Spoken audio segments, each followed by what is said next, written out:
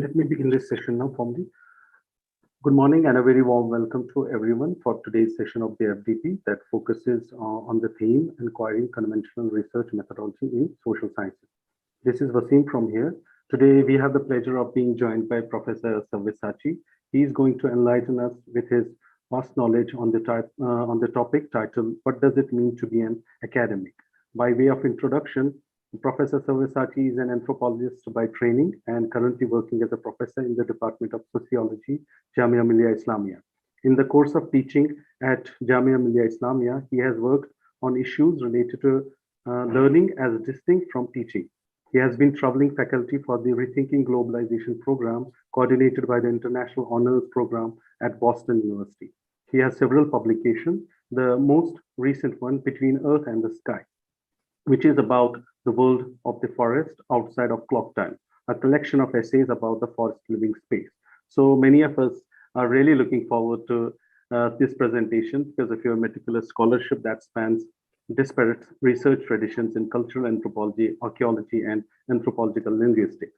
It's a real pleasure to have you, Professor Savyasaachi, with us on this FTP. He's going to talk about for around 40 to 45 minutes, and then we will get 10 to 15 minutes or so for the question answer round. For questions, participants are welcome to put them in chat. And if you are watching on YouTube or Facebook, I have got an eye on the YouTube chat as well. So please do feel free to put your questions on the live stream as well. Please submit your feedback form at the end of the session that will be shared with you during the session. So without any further ado, over to you now, Professor Savyasaachi sir. Professor Savyasaachi sir. Thank you very much. There is a hand up. Prashant Kumar Singh. We want to take that up before I start. No. We will take queries at the end. Prashant, please. Well, thank you very much for inviting me to talk to your group. Special thanks to Mansi, who persisted and persuaded me to come despite my not being very well.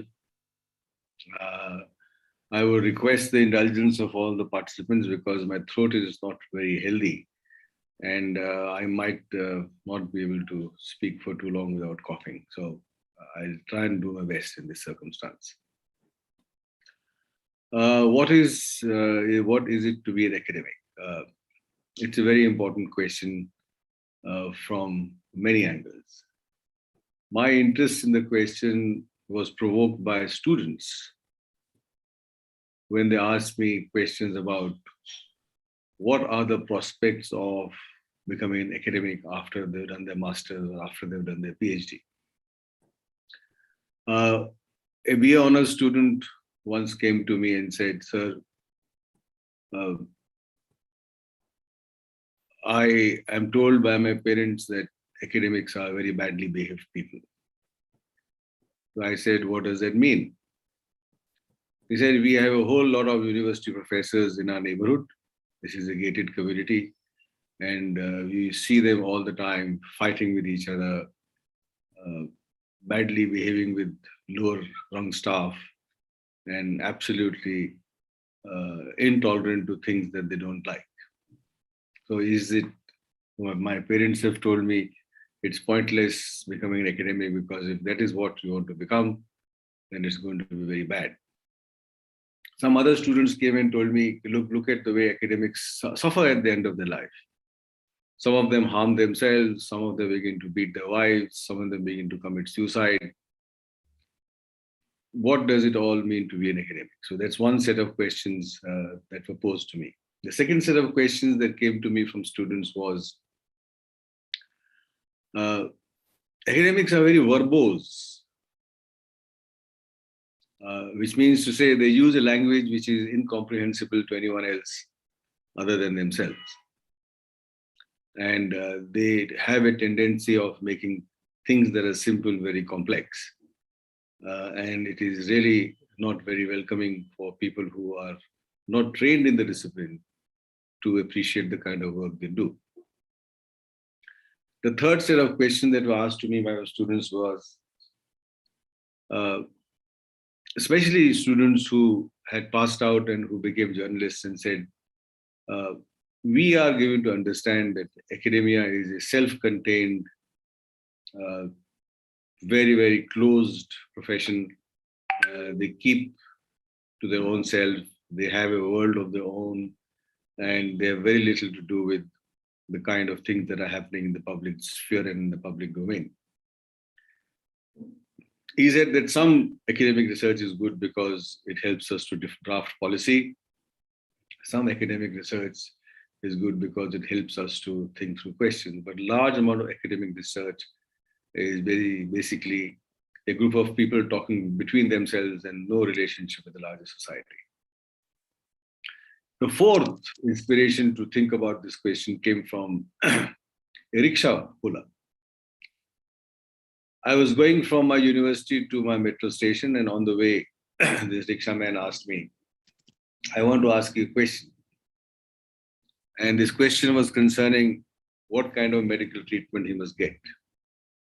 And he said, I have heard 10 different views on what is correct and what is not right. And each time I go to a new doctor, I get a different view, and I don't know how to differentiate between what is reliable and what is not reliable. You are a professor of a university. I expect you to tell me the truth. I have been thinking about these four questions posed to me by students and by an ordinary man on the streets. And that is the basis of what I'm going to discuss with you today. Now, the self-contained question is actually concerning the knowledge that we academics produce. The bad behavior is concerned with what happens to the person of the academic in the pursuit of his profession. And the Riksha Pura's question actually tells us what is our accountability to the larger world in which we live, in the context in which we work. And having thought over these things for several years and with several students and several faculty members, I want to make four propositions. My first proposition is that, and I will elaborate these as we go along, and some of it we may leave for discussion towards the end of the talk.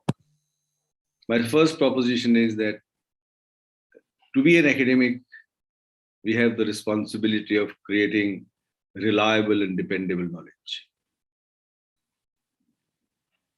Second, this is possible only and only if we understand what is the meaning of intellectual self-reliance. Thirdly, intellectual self-reliance is essentially and fundamentally concerned with studentship. And these three come together to tell us what is an academic, or who is an academic, what does it mean to be an academic. From school, as we become part of the education system, we begin by being dependent on our teachers and our parents. So when we are in primary school, everything is told to us by our primary school teachers and our parents. How to sit, how to wash, how to go to toilet, how to brush our teeth, what food to eat, what not to eat, what words are good, what words are not good, and everything is told to us by our parents and our teachers. As we move from primary school to secondary school, we are given certain tasks to do ourselves, which means to say we ought to know certain things, and other things are told to us by our teachers. So we ought to know what are the alphabets of the grammar, we ought to know a basic arithmetic, we ought to know a little bit of reading and writing, and we ought to know a certain amount of personal health and hygiene. As we move from secondary school to high school, we are given over some more tasks to do, and we expected to do our homework properly. We are not told to do everything as we move to high school. Certain tasks are taken over by the teacher, but as we progress from primary school to high school, we acquire a skill to be intellectually less dependent on our teachers and our parents. When we move to the university, we have to get rid of our school-going habits of finding one text to find readings for one text on one topic. We are trained to learn and read on our own. Teachers help us, but we are expected to do our own reading and understand things ourselves.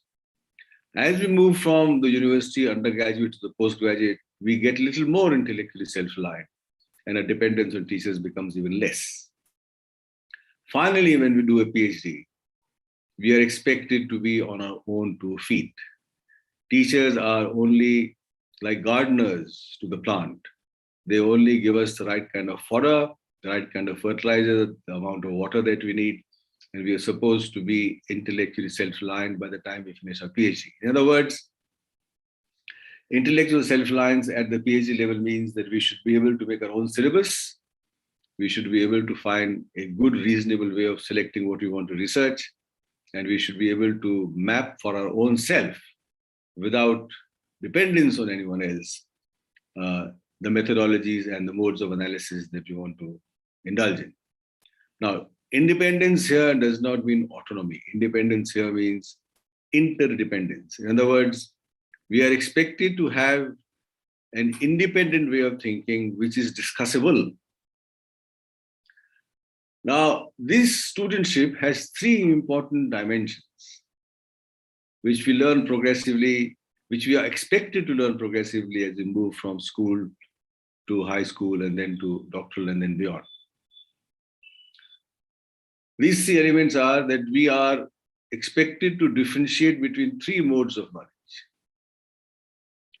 First mode of knowledge I would like to define as traditional mode of knowledge. The second mode of knowledge I want to define as charismatic mode of knowledge. And the third mode of knowledge I want to define as reason-able knowledge. Now, I'll give you a brief idea of what each of these means. If we recollect that Max Weber told us that there were 3 different forms of authority. Now, my reading of Max Weber tells me that these forms of authority are actually legitimized by 3 different modes of acquiring knowledge. Authority is legitimized by knowledge and not by sheer brute force. That is the difference between power and authority. Now, I will give you a brief idea of what each of these means, and then I will dwell on what is it that academics involves with these 3 relationships of knowledge to studentship. Traditional mode of knowledge is basically the wisdom of our ancestors, the wisdom of our elderly people, which has been accumulated over several generations and which may or may not be related to any text.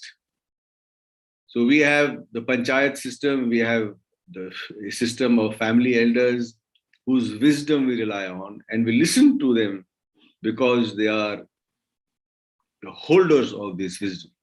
That is why they get legitimacy, and that's why we listen to them. The second mode of knowledge is charismatic mode of knowledge. A charismatic mode of knowledge means that there is a knowledge that you have got as revelation. You have a direct connection with the divine, or you have a direct connection with a mystical force or a mystical source of knowledge. And because of that connection, you acquire knowledge, whether it is of society, whether it is of food, whether it is of medicine, it doesn't matter. But your source of knowledge is a revelation that you have seen or you've been exposed to by virtue of your own gift from nature or by virtue of being trained by a guru. So you listen to charismatic people because they have access to that kind of knowledge. And the third mode of knowledge is reason-based knowledge, which is the concern for academics. Reason-based knowledge has a very important difference between these 2 modes of knowledge. What is common to charismatic and traditional mode of knowledge is that both of them rely on an external authority for legitimation. So in the case of traditional knowledge, there is the wisdom of the elders. So the elders mediate between you and the knowledge systems.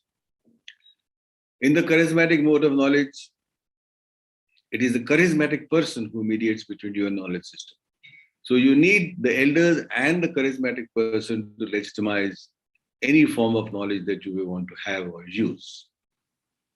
In these 2 modes of knowledge, the word is very important. The word of the elders as against the word of people who are not wise.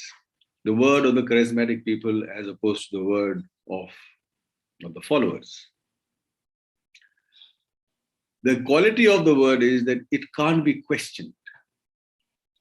It can only be questioned to solicit a better understanding of the word. The word of the charismatic leader cannot be questioned as an interrogation, as in a critical analysis. Similarly, the word of the traditional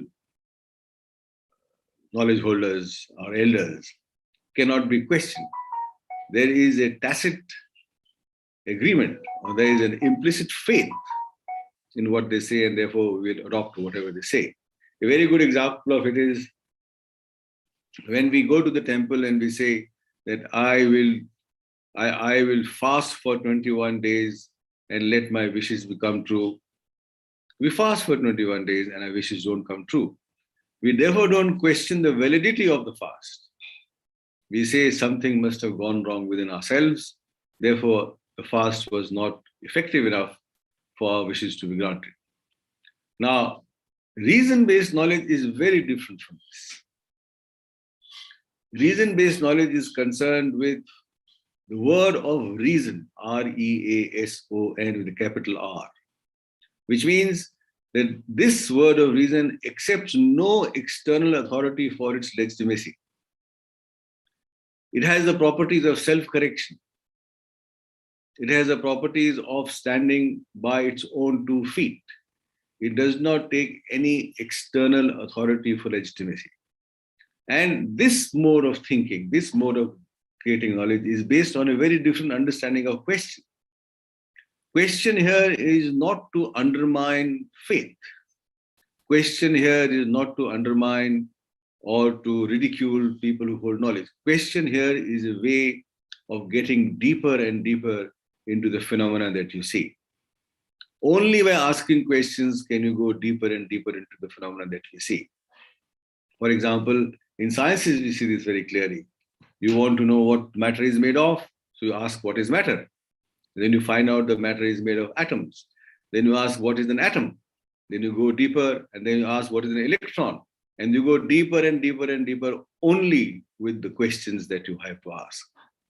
The second important part of academic knowledge is that when you ask a question, you're not only opening up a whole area for research and exploration, you're also committed to finding the appropriate instrument to find the question that you are wanting to answer. For example, you use the microscope to observe first, and then you created the electron microscope, and so on and so forth. As you progress in the questions that you ask, and the deeper you want to go, you correspondingly create instruments for observation also. But this is a very important attribute of what we call studentship. In the university system, as students and teachers, our energies are spent largely to enrich the theory and practice of studentship. Everything else is secondary. Everything else is a derivative of studentship. The number of papers that you write, the number of books that you publish, the number of articles that you go and present in seminars, everything else is a byproduct of what it means to be a student. Or, in other words, if the studentship is anyway diluted, the quality of work that you will produce will be diluted as well. So studentship is our primary concern. In classrooms, in the fieldworks that we do, in the research projects that we take up, in the doctoral program that we do, in the postdoctoral work that we want to do, and in our professional lives as teachers, our primary concern is to foster and enrich studentship. And especially for teachers, what I want to suggest is that a good teacher is one who can demonstrate what does it mean to be a student. A good teacher is not the one who can give the knowledge that he has, but does not share with the students the process of getting to the knowledge. Studentship is very important because studentship is a demonstration of how the knowledge has been created. In other words, if you want to understand philosophers like Karl Popper or Wittgenstein, there are two ways of doing it. One is to understand the content, which is very, very important. But the other way is also to find out how did Wittgenstein actually generate the text that he did? What kind of questions did he ask? What kind of readings did he do? What kind of discussion did he do? And what kind of contemplation did he do such that he came up with the text that he did? Now, this is always an approximation. And it cannot be anything else but an approximation, because we can't get into Wittgenstein's soul. We can read about his life and learn a little bit, but more than that, this is a non-linear way of reading a text, which means the linear way of reading a text is to go chapter-wise in the way it has been presented, and a non-linear way of reading a text is actually to discover how the author actually wrote the book. What data did he collect? What conversations did he have? And that is why we see that there are three important elements of studentship which I want to emphasize today. And these three elements of studentship are reading, writing, and reflexivity. I repeat, they are called reading, writing, and reflexivity. And these are very, very different in the reason-abled mode of knowledge as against charismatic and traditional modes of knowledge. Before I elaborate on reading, writing, and reflexivity, I also want to suggest that within the academia, we also find the prevalence of traditional and the charismatic mode of knowledge. Which is to say, within the academic community, within a particular department and within the community of academia across departments, we have certain conventions to follow. You have certain conventions of research to follow, right? These conventions have emerged over a period of time. Any wavering from these conventions is not acceptable within an institution. These conventions actually define the institutional framework for research. Within the academia, we have our heroes. We have our favorites, right? We have the wisdom of our senior teachers and professors. And that wisdom we are expected to abide by unquestioningly. While this is necessary for an institutional life, it can also become very harmful for understanding what does it mean to be an academic.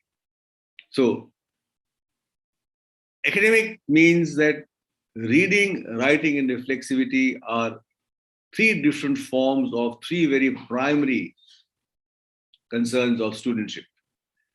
There is observation. Reading corresponds to observation. Writing corresponds to discussion and debate. And reflexivity corresponds to contemplation.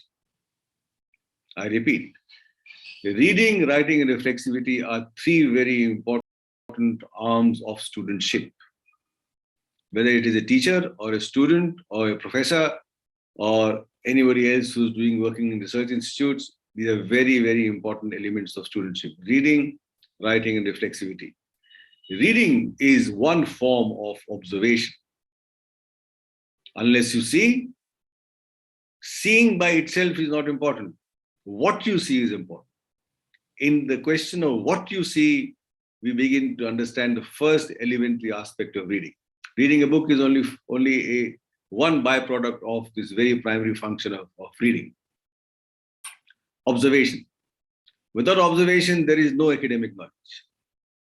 Without observation, there is no scientific knowledge. It is not that people in ordinary life don't observe. Everybody observes.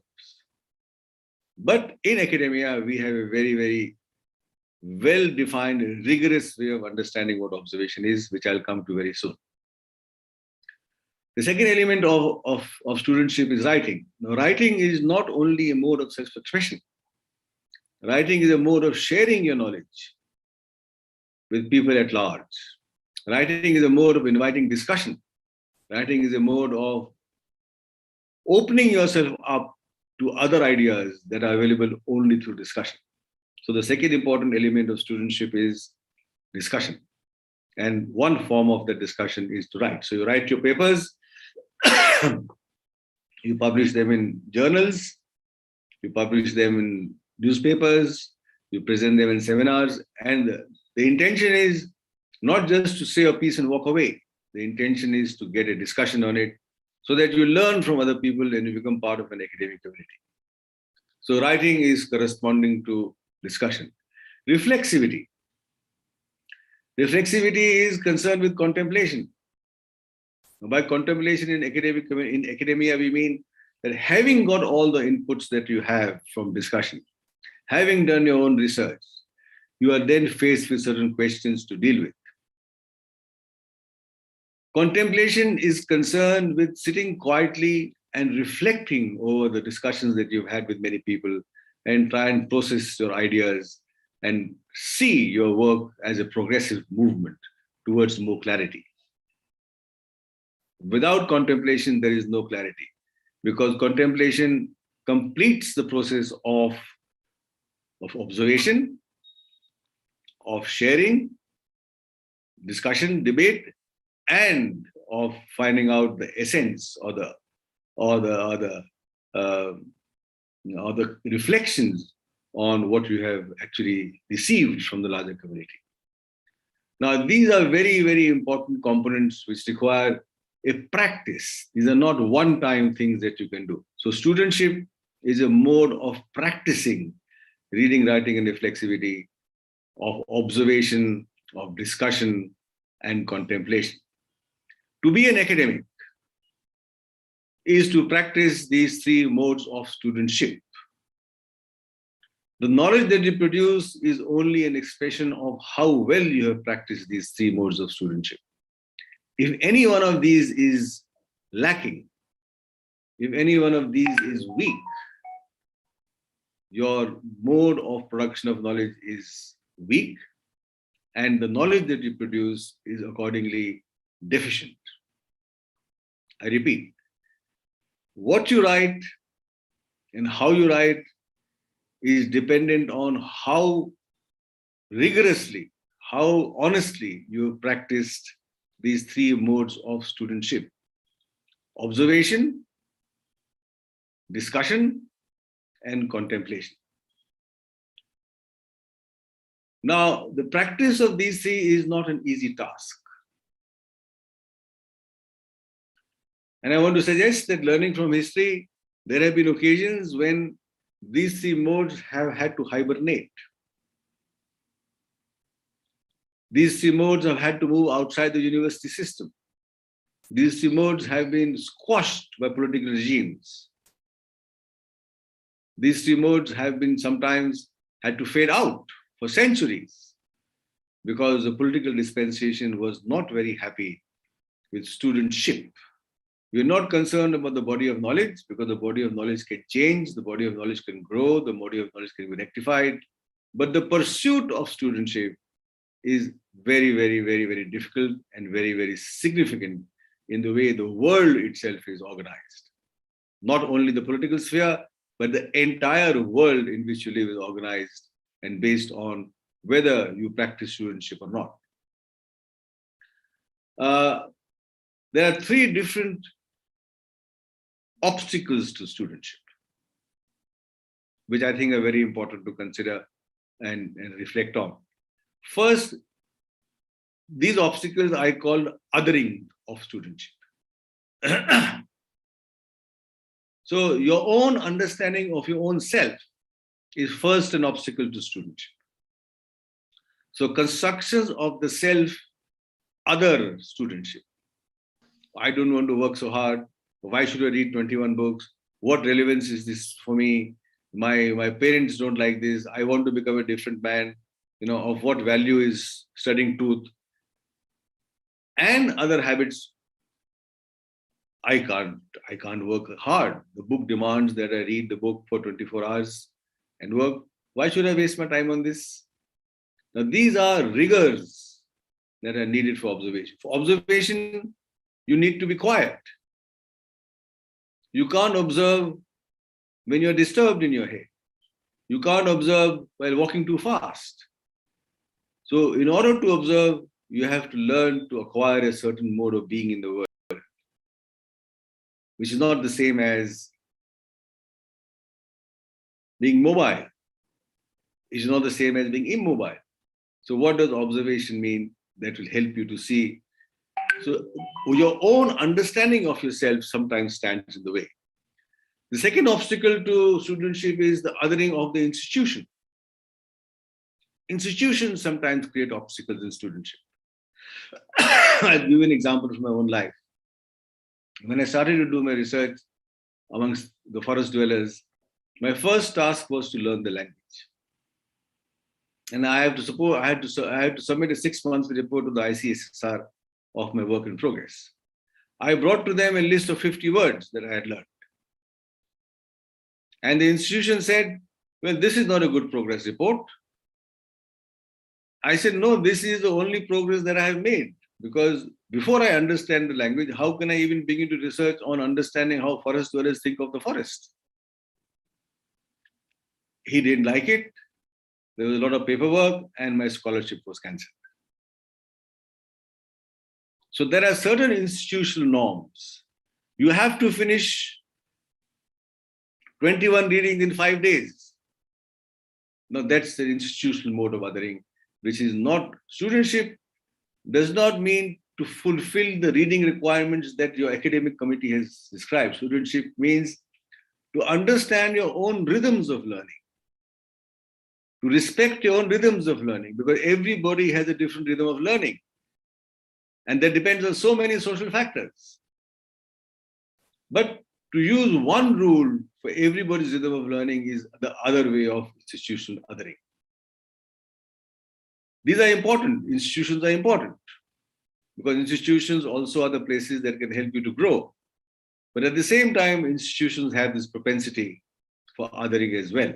This is what we need to be careful about. The third mode of othering of studentship is historical memory. The weight of historical memory is sometimes not conducive to observation and to discussion.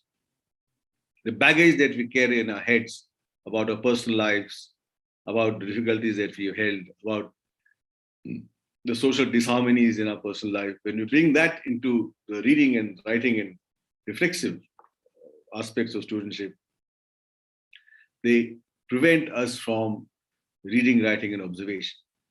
A lot of students I have known, because of certain family problems, because of their own negative understanding of themselves, or their inability to even understand who they are as persons, have not been able to pursue the research. In other words, they have not been able to do fieldwork, and fieldwork is primarily concerned with observation. They have not been able to read and write or able to discuss, and etc., etc. Now, studentship is a pursuit to not be victims to this othering. At the same time, respect the three important elements of studentship, which is the self, the institution, and historical memory. I repeat, the self, the institution, and historical memory can perform very, very obstructive roles, such as othering the whole mode of studentship, but these are equally important for you to enrich and understand studentship as well. Now, before we get into I will not talk anymore about the obstructions because we can take that up for discussion. What I'm going to discuss now is, what does observation actually mean? And then I think I'll stop and then we can have some question and answer sessions. Anthropology has a very important contribution to make in understanding what observation is. After the 1960s, when the colonial powers withdrew from across the world, and when across the world the right for self-determination was inserted, a big crisis happened in the academic world, especially in the social sciences, and especially in those social sciences that were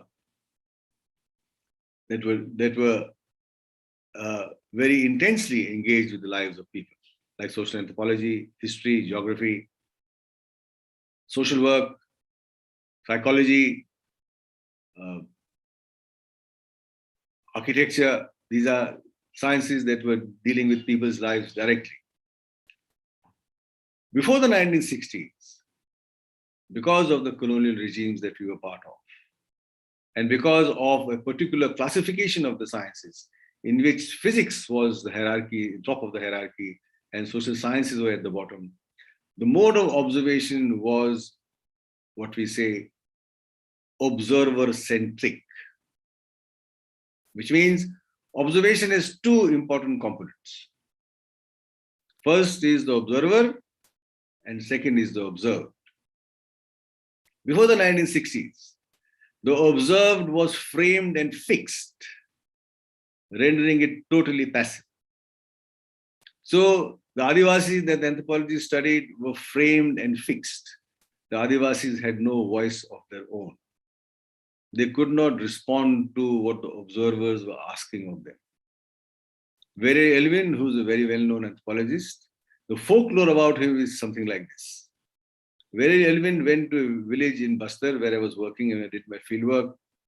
He went to a village called Binjli, where I met the elders 2 generations after Very Elvin had left. And they said, what Verier Sahab did was that he would organize a big camp, give a lot of food and drinks to people who will gather there, spend a month there, and he would sit in his camp and collect the data that he needed for writing his books.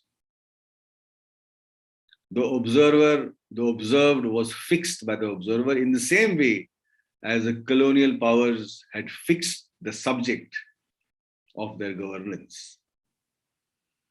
After 1960s, this changed. Now the observer did not have the exclusive right of fixing the observed. The observed was also now observing the observer. Right?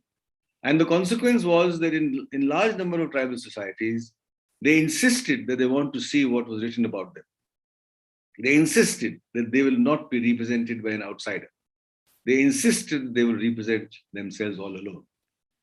Right? Now, this change of dialectics changed the mode of discussion, of writing, and changed the mode of contemplation also.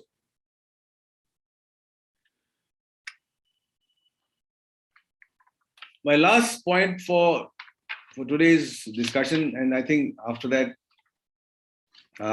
we can take up more for discussion, is that today's studentship is confronted with 3 important obstacles. First is the alphabetization of the mind. This is a book written by Ivan Illich. I recommend that everybody reads it. So studentship is suffering from the alphabetization of the mind, in which the construction of the self, the construction of institution, the othering of the institution, and of historical memory, all the 3 have contributed to the alphabetization of the mind. The second important struggle for studentship is the deforestation of the mind. I'll explain these things. And the third important hindrance for studentship is the pursuit of ignorance. I'll explain these things, and after that I'll stop, and then we open up for discussion. Alphabetization of the mind means something very simple. That the alphabet has become more powerful than the word. Now, what does that mean? It's a long discussion, but briefly I will say that the power of the word is that it holds you accountable for what you say.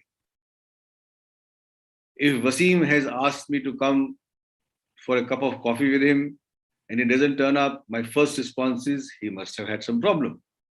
He doesn't turn up the second time, I will say there must be something serious. If he doesn't turn up the third, the fourth, and fifth time, I would say that he is not standing by his word. He's a hypocrite, he's a cheat, he's a liar. He cannot be depended on. The power of the word, right from everyday life to philosophical debates, from the household to the UN, has this power that you you are accountable for the words that you speak. Alphabetization of the mind says what is written down is important. The alphabet in which you write the word is important and not the word itself. So what this means for academic pursuit is that I will abide by what the literature tells me, and I will not understand the word that the literature of my study actually represents. So those who are understanding academics as verbose are actually victims of the alphabetization of the mind. Those who understand that certain words are required to communicate certain levels of truth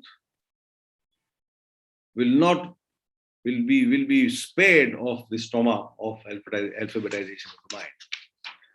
What does it mean to say the deforestation of the mind? In the worldview of an academic, the non-human world, the world of non-human nature has been completely ostracized.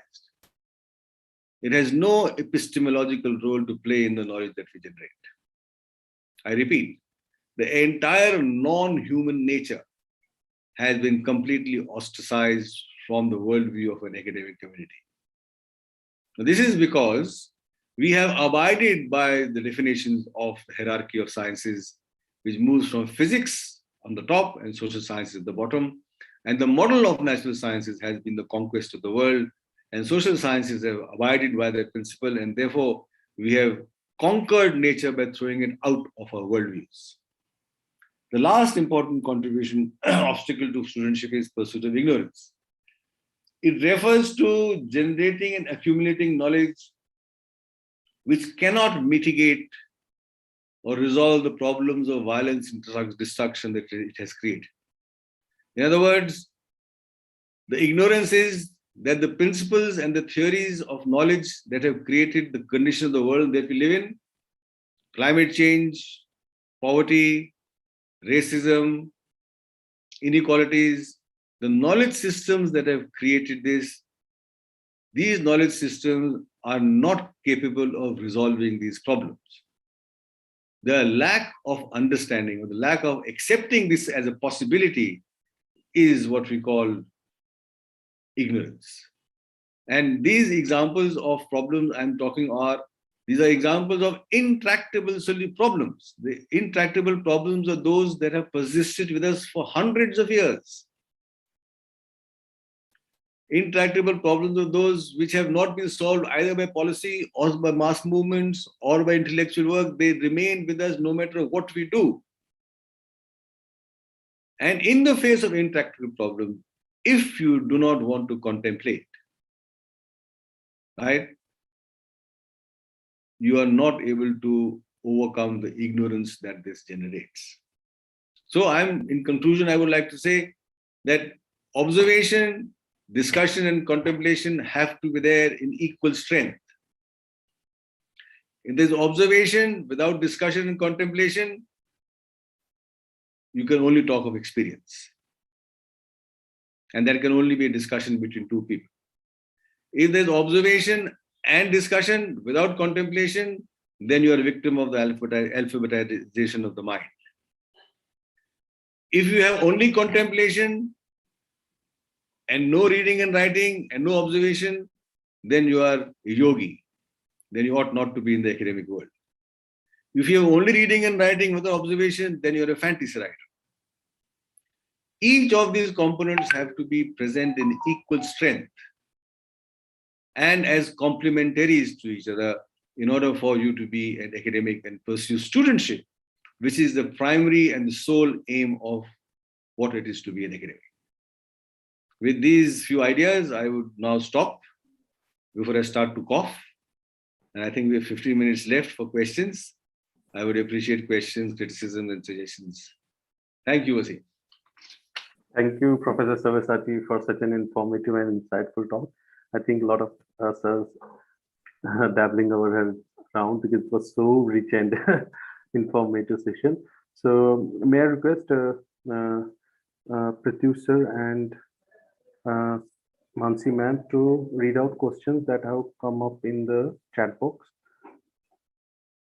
So there is a question. I'm just reading out from the chat box. And I quote, as said, knowledge is power. As said, knowledge is power, but the production and dissemination of knowledge is controlled by few, oblique certain people in all academic discipline. The subaltern knowledge is always ignored. Your reflections on this, please. I would say knowledge is power, but not more powerful than studentship. The only way to mitigate the ills of knowledge is power is to encourage and pursue studentship to its maximum rigor. An important component of studentship is humility. The willingness to learn, the willingness to unlearn. Right? Now, when knowledge becomes power, you lose all humility. Knowledge is the basis of power, which is neither charismatic, nor reason-based, nor traditional. Knowledge is the base of brute power. In other words, when knowledge becomes power, you convert knowledge into a commodity. You withhold knowledge, right? You distort knowledge. You play around with knowledge and with people's minds. You engage in rumors. Knowledge is power, that is correct. That's how the situation is. But this is not to say that that is how we should actually be. The discussion on knowledge is power is actually saying that we should move towards a better distribution of knowledge. It is not to say that we follow this trend of acquiring more knowledge and becoming powerful. How can we define indigenous knowledge? Indigenous knowledge is a very important component of studentship. In a more inclusive meaning of the word indigenous. Indigenous is, in its more restrictive political sense, are people who were first born in a place. So Adivasis are indigenous. But in a more inclusive philosophical academic meaning of the word indigenous, it means something that comes from within you and is opposed to anything that is exogenous. Can you tell me more about passive and active role of observer? Ek minute. Passive and active, kahan gaya wo? Passive and active role of observer. Go. Observe. An observer is neither passive nor active. It's a practice. As an observer, you are passive because you have to observe and be quiet. But that being quiet is not being inactive. Good observations have transformed knowledge totally. And for example, everybody knows the example of the apple falling and then discovering gravity, right? Now, what was that? It was neither passive nor active. And that one observation actually transformed the board of knowledge and therefore transformed the world. I'll give you an example. Chandrasekhar, how do you know that the earth is moving around the sun? Without using the telescope, without using satellites, how would you know that the earth is moving around the sun? Try and answer this question, and it can only be answered through observation, without the use of any technology. And that's how it was discovered, because when these were discovered, we didn't have telescopes, we didn't have satellites, we didn't go to the moon. Through that one little, what was